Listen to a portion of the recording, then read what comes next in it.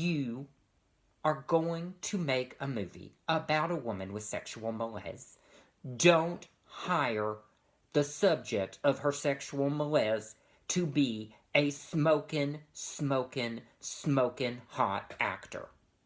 And I am going to show this in not one but two films. And those are Belle du Jour by Louise Bunuel and Carol by Todd Haynes.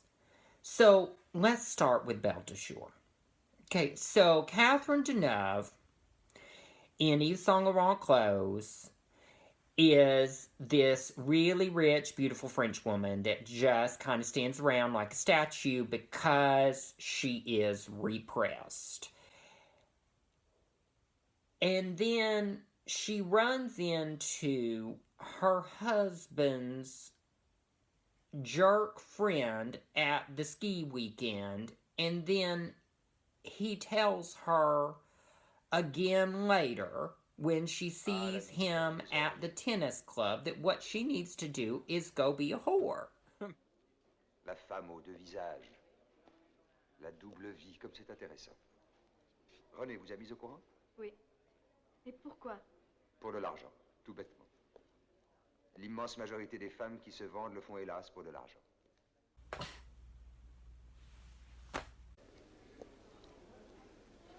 Ça me fait plaisir de vous voir aujourd'hui, Séverine. Je ne peux pas comprendre des femmes comme ça. Vous savez, c'est le plus vieux métier du monde. Aujourd'hui, ça se passe surtout par téléphone, mais les femmes qui vont dans les maisons sont tout de même plus rares. Des maisons que vous devez bien connaître. Oui, j'y allais très souvent autrefois, j'aimais beaucoup ça. Un parfum très particulier, des femmes complètement asservies. Je me rappelle dans le quartier de l'Opéra. Et surtout ailleurs, chez Anaïs. 11 cité Jean de Saumur. J'en ai gardé d'excellents souvenirs. Vous êtes fou, qu'est-ce qui vous prend? Mais ce n'est rien. Cute comme Palch, comme disent les Anglais.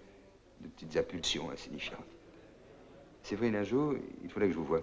Sans votre mari, naturellement. J'admire beaucoup Pierre, enfin, j'aimerais autant qu'il ne soit pas là.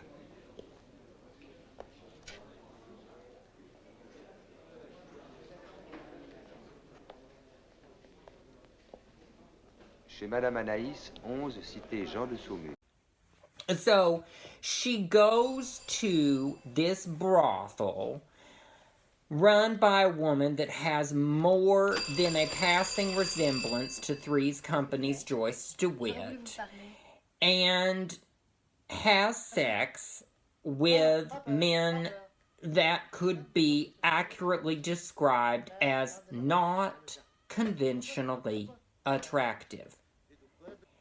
And I could even get all that, because unless you're one of those conservatives that goes to the conservative convention and then secretly hires all those people off Grindr and Prostitutes Are Us app to do crazy things, you're probably sexually bored. But what doesn't hold water is how she's so bored and headachy whenever her husband comes home, and she's just like a coat hanger on those Yves Saint Laurent clothes. Her body is so stiff, and oh, j'ai mal à la tête. Now, honey, check your eyes. Every scene is about as believable as a Real Housewife music project. He's so hot. And there are all kinds of French actors that are unusual looking. The French love especially to have leading men that are quirky looking. Okay? The French turned Serge Gainsbourg into a sex symbol.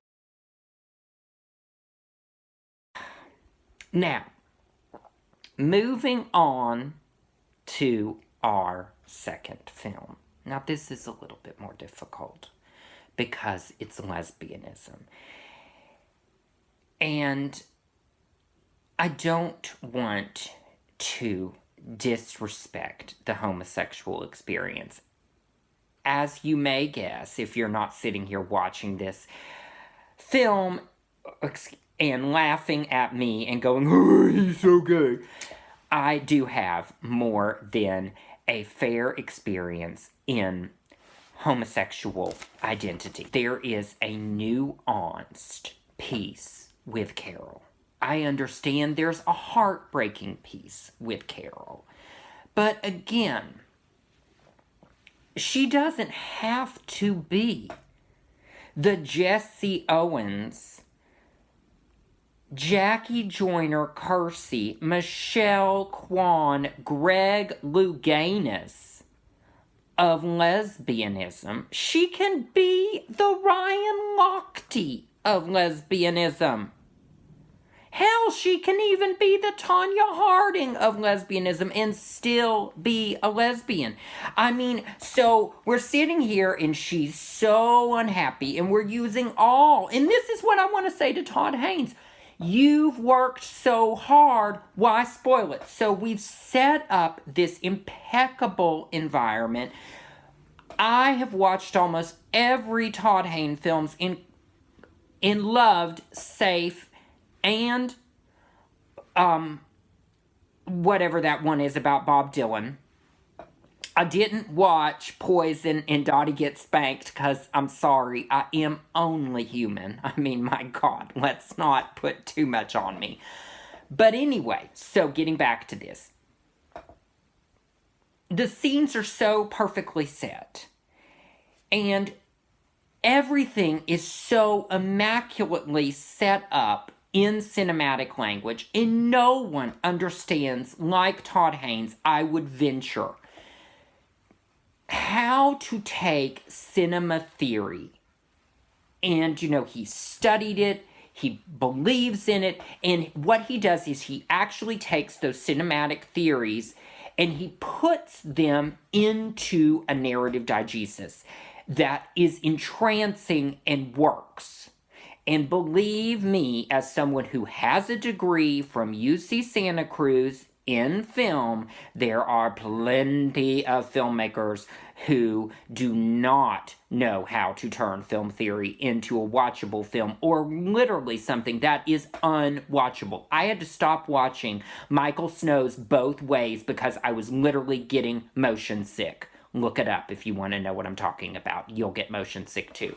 So anyway, we've set all this up. And then Kyle Chandler, with his Kyle Chandler cheekbones, with his Kyle Chandler nose, with his Kyle Chandler smoldingness. Kyle Chandler made Trump-supporting men swoon. He was the subject of conservatives' favorite show, outside of Fox News and anything with Tim Allen, Friday Night Lights. And we're supposed to believe that she is sexually unhappy. It could have been Ed Helms. I mean, first of all, he needs work. He's not getting residuals from any major TV show, to my knowledge. I don't know his whole career. Correct me if I'm wrong.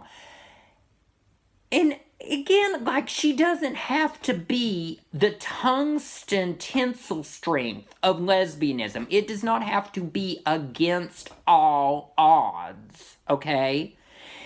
And it's so over the top when he walks in the room and she's all brooding and, I'm so unhappy, I'm feeling so unable to say what I am feeling. I'm feeling like you need to get your vision checked, Ms. Blanchett, because he's smoking.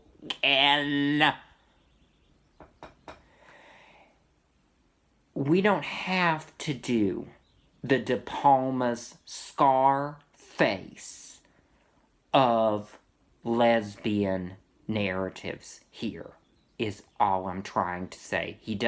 She doesn't have to be in a giant 7-person jacuzzi with a pile of cocaine the size of Paula Deen's powdered sugar allotment during the peak of her television career in order for us to know that Tony Montana sells drugs. Same for her lesbianism.